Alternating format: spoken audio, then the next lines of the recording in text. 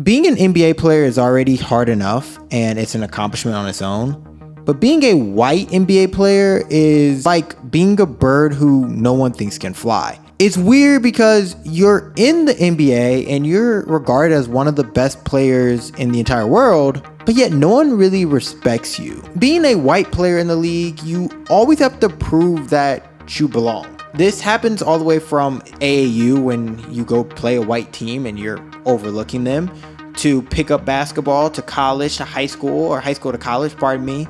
And then you get to the NBA and you're like, well, I'm a professional now, but still you get looked at as you are just that white guy. But when a white player does prove everybody wrong, they become some of the most beloved players in the entire league. One guy that I always think of is Austin Reeves. Austin Reeves is a guy who went undrafted and was very much overlooked. And if you saw Austin Reeves, you probably wouldn't think he's that good of a basketball player. But yet, because of what he's done in LA, he's one of the most loved basketball players in the entire league and is going to be set up to make $100 million in the next couple of years just because he is a talented guy. To be fair, Austin Reeves is a great player, and I don't want to take anything away from his talent because I think Austin Reeves is an absolute bucket. But if Austin Reeves was black, in all reality, he would probably just be looked at as another NBA player. He would probably still make his $100 million. He wouldn't have the name, the fame, the endorsements that he gets because of just seeing a white guy being talented is a rarity in the NBA. I like to put Austin Reeves in the archetype of the LeBron white guy. He is a white guy who has played well next to LeBron James, and that is a benefit on its own. That is just one of the 5 archetypes I want to go through in this video of the white player archetypes in the NBA. The Legend is a group of white players that I often forget are white when I start talking about greatest white players ever.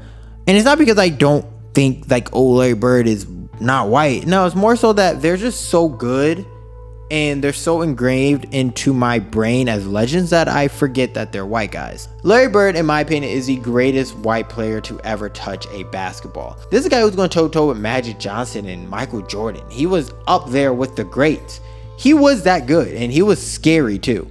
He's also one of my favorite players to hear stories about. I love hearing the Larry Bird trash talk stories. Like, he'll come onto a court when the game's on the line and tell everybody on the court, hey, I'm getting the basketball. I'm going to grab the ball in the corner. I'm going to catch it. I'm going to turn around and I'm going to hit this shot over you. Or he would get offended by the coach having a white guy on him. Like, he would literally tell the coach, like, yo, put a black guy on me because I'm offended that you think that I'm not good enough to be guarded by a black player. Like, Larry Bird is, to me, a top 3 trash talker all time. And he's absolutely hilarious. I love Larry Bird stories. What made his trash talk so effective too is that he was actually really good. And like, again, let's just call a spade. No black person wants to be getting hooped by a white guy. So when they see this white guy trash talking them and then giving them buckets, it's just funny to see. Now, there's a lot of great white players who can go down, like you have the Jerry Wests and the Bob Pettits, and I don't want to spend a whole lot of time on each section, but I do want to talk about one guy that I always think of too when I think of white players. One of my favorite guys to hear about, a guy obviously I never got to see play because I'm too young for that, is Pistol Pete Maravich.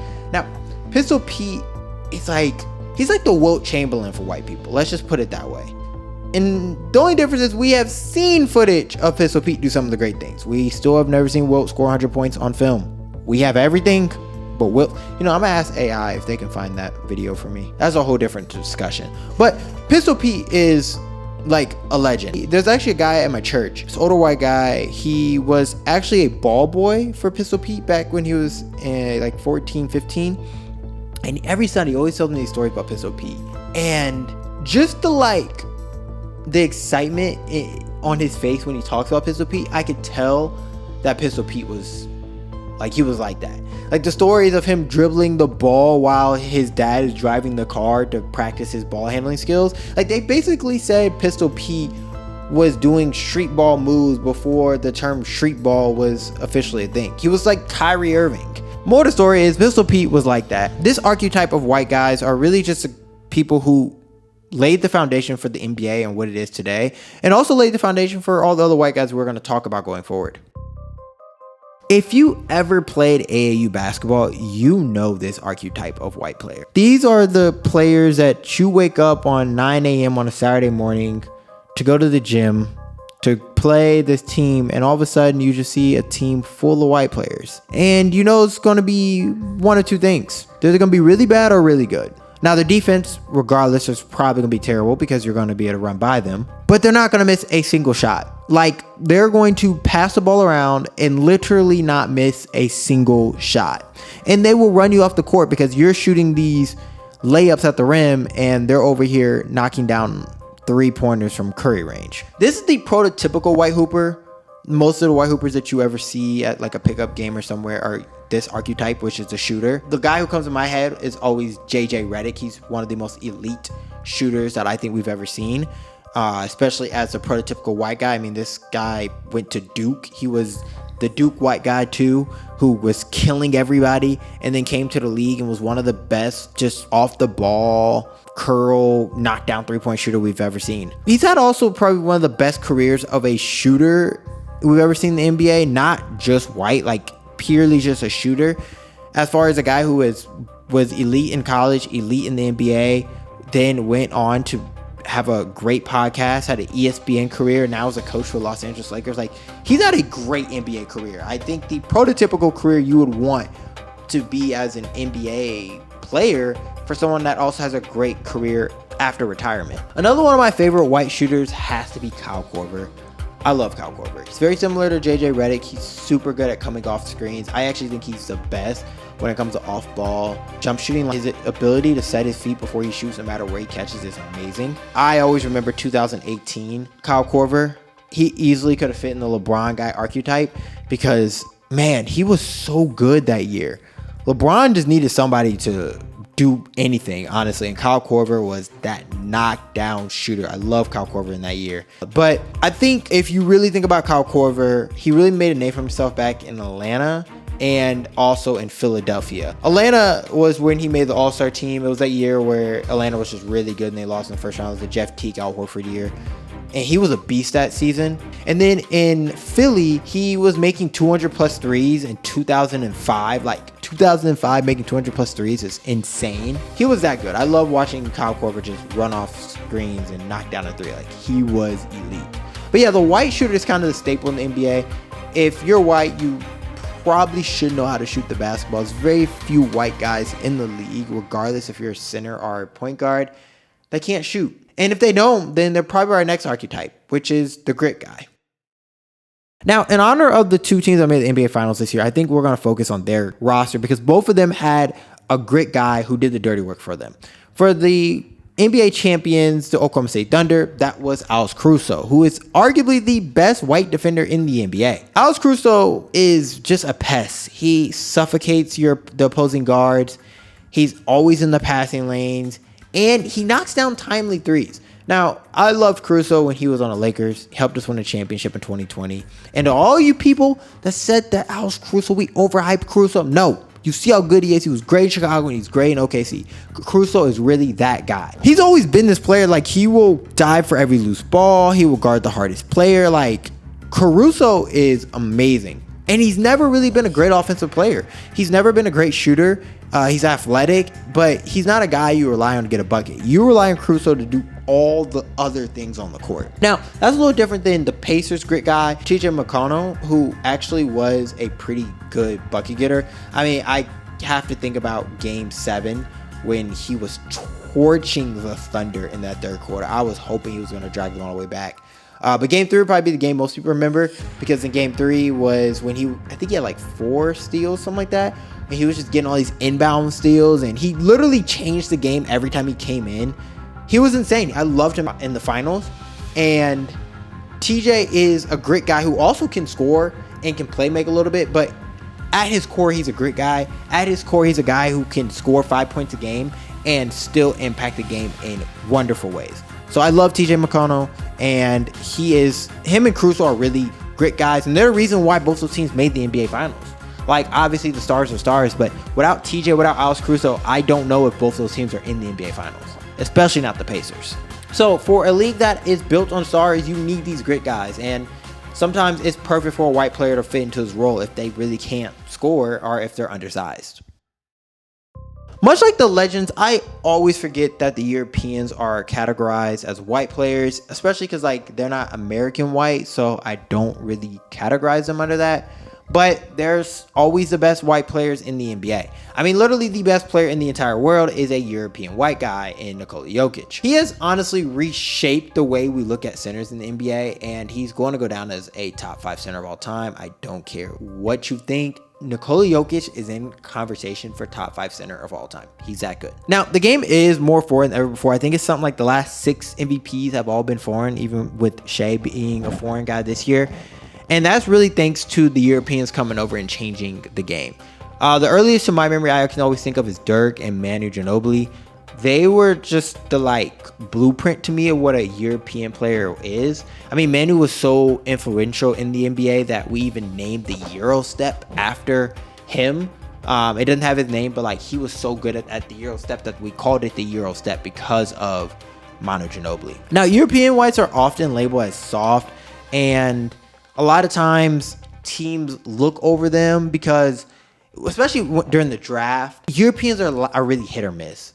Like, you either get a really good European like a Jokic, or you get a big miss like a Bargnani, right? Like, they're hit or miss guys. And it's a lot more acceptable for an NBA GM to take a risk on an American guy and miss than to miss on a European guy. That's the reason why a guy like Luka fell to where he fell in the NBA draft, even though he was obviously the best player in that draft, was because a lot of people were wondering if he was good enough to actually play in the league, and he was labeled as weak. So not only do they get overlooked because they are white, they also get overlooked because they are not American. And it makes it really tough for guys like that to shine. So that's why the guys like Luka or Jokic or Dirk are so special, because they were able to overcome being white and European and still dominate the league in the way they have. So this last section is unique because I feel like every time I talk about a white player in the NBA, a guy that LeBron played with comes up. Now, he's been in the league for like 90 something years, and he's done played with basically everybody. I think every tier we've went through, other than like the legends, he has played with one of them. So obviously you're going to run into a LeBron white guy, but these guys are different. Like, the reason I would say Luka is a LeBron white guy, because LeBron white guys are guys who never really had a big name before playing with LeBron James, and after playing with him, they became household names. It's almost like he activates a badge on these players as soon as they sign to play with him or get drafted to play with him, and they turn into stars. This started all the way back in his early Cavs days with Ilziris Ilgauskas. Ilgauskas was one of my favorite centers in the NBA at the time. He was honestly just this tall European center who would knock down shots. He made an all-star team because he played with LeBron, and the only reason he's ever remembered in history is because of that. I can't remember any other team he ever played for, but yeah, LeBron, that was the first time we ever saw this kind of case study. Then you had Dellavedova, who is one of the most famous white guys LeBron has ever really amplified. His claim to fame was guarding Curry in 2015 NBA Finals. He even had a game where I think he had 20 points. I mean, people were calling him the Curry stopper, the deli shop. The deli shop was what they used to call it. Like, Dellavedova was that guy in the 2015 NBA Finals. And he never really was the same after that, but just because he played next to LeBron and played some good defense on Curry, Dellavedova forever will have a name. Then you get to 2020 where we have Alex Caruso. Now, Alex Caruso, obviously we talked about him, the grit guy, but he also really became this name because of playing alongside LeBron in the bubble and how he played in the NBA Finals. Caruso was, once again, a guy that not a lot of people knew. He came out of college, was all right. He played at Texas A&M. He was pretty good there. And then he played on the Lakers and he shined, and now you see where his career has went. Austin Reeves is now the latest version of this, and some people would argue that he's the best out of all of them. I mean, this is a guy who, like I said, was undrafted, and people really kind of questioned what he would be in this league. He came in as just a shooting guard, like a shooter, like he was the white shooter archetype, and now he's really involved into a playmaker and a little bit of everything. He's even trying to improve his defense. Like, Austin Reeves has really transformed his game, but we wouldn't talk about Austin Reeves the way we talk about Austin Reeves if he didn't play with LeBron. That's just the benefits of playing with LeBron James. If you're a white guy, honestly, it's like a cheat code. So if you're white, go try to go play with LeBron James. Now, this is a very unserious video about white players in NBA, but I do think I want to highlight something important. It's often the things that we underestimate when God uses it to humble us. 1 Corinthians 1:27 says, "But God chooses the foolish things of the world to shame the wise. God chooses the weak things of the world to shame the strong." I couldn't help to think of the Game 7 of the NBA Finals. TJ McCollum was torching the Thunder, like absolutely torching them. And he's listed at 6'1", but let's be honest, he's no taller than 5'10". F that. This short white guy is someone that if you ran into him at the store and he said he played basketball, you would ask for what church league? Because there's no way in the world that this guy plays in the NBA. But yet he was one of the best players in the court in Game 7. This just reminds me of this verse. God often uses things that we think are small, weak, or unimportant to make them a point to remind us that no one is beyond purpose. Because the heart of Jesus is loving to all. So don't be surprised when a white hooper comes and drops 20 on you in your next pickup game. Never underestimate your opponent. Now, I left out one person in this, and he's actually my favorite white player of all time. He's actually my second favorite player of all time. He's one of the guys that really got me into basketball, and that would, without a doubt, be the great, the wonderful, the greatest passer of all time, the greatest Phoenix Sun of all time, the one and only, the greatest Canadian hooper ever. I don't care about Shea. Steve Nash. Round of applause for Steve Nash, please. To me, Steve Nash really fits in almost every archetype that I talked about. He's a legend. He played gritty. He's not European, but he's foreign. He's one of the best shooters ever, in my opinion. He just didn't get to shoot a lot. And technically, he is a LeBron guy now because he has a podcast with LeBron James. But in all seriousness, I had to give Steve Nash his own section because he's a player that could have scored 30 points in any given night, and it didn't feel right put him in any section. And honestly, because I just love Steve Nash and I just wanted time to talk about Steve. He made me fall in love with two sports, basketball and soccer. The only reason I played those two sports growing up was because of Steve Nash. I was such a big Steve Nash fan that I used to wear a Band-Aid over my nose during the playoffs every time the Spurs would hit him and he would be bleeding because I wanted to be just like Steve. Like, that was a tradition for me. Also, side note, the Spurs have hurt me a lot in my life. They done took championships away from Steve and LeBron. Anyways, it still haunts me to this day that Steve Nash never won. And it honestly just doesn't feel right. I feel like he deserved out of anyone else to win a championship. And if I ever had a chance, like, yo, if you want to give one person a ring, like, without a doubt, it'd be Steve Nash. I wouldn't even think twice. Like, I would trade in... Oh, I don't even want to say that on camera. I would do a lot to give Steve Nash a ring, though. Yeah, he's one of the coldest white players to ever touch the ball. Anyways, this whole video was about white guys. And I'm not white, obviously. But I thought it'd be cool to talk about some white players in the NBA because why not? They're dope. And they make the NBA fun because they always get overlooked. And then they will give you 40 and they still get overlooked. But, you know, it's the nature of the beast. It's basketball. Anyways, love you guys. If you enjoyed this video, drop a like, hit the subscribe button. We're over here posting whenever I feel like, honestly. Whenever I feel like. I'm going to try to be a little more consistent now with you guys. Sorry, I've been a little busy lately, but I'm going to try to be more consistent with these videos and these uploads. I have some other video ideas coming out. I'm going to talk about some things that's happening.